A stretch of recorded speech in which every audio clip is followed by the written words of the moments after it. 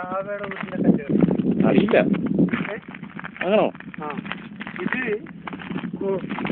കൃഷിക്ക് ഏറ്റവും അനുയോജ്യമായ സാധനം.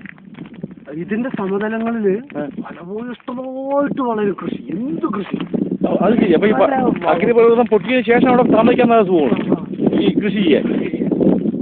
അങ്ങനെയാണ് ഈ ജപ്പാനിലെ ഫ്യൂജിയാമ ഇതിലൊക്കെ പറയുന്ന അഗ്നിപർവ്വത പശ്ചാത്തലങ്ങൾ സമതലങ്ങളിൽ ഒരുപാട് പേര് പിന്നീട്, അതായത് ഇപ്പൊ ശാസ്ത്രം ഒരുപാട് പുരോഗമിക്കുകയും അടുത്ത അഗ്നിപർവ്വത സ്ഫോടനം ഉണ്ടാകുന്നത് ഊഹിക്കാൻ കഴിയുകയും ചെയ്യുന്ന കാലഘട്ടത്തിൽ അത് കണക്ക് കൂട്ടിയിട്ട് ജനങ്ങളവിടെ അത് വെച്ച് കൃഷി നടത്തുകയും.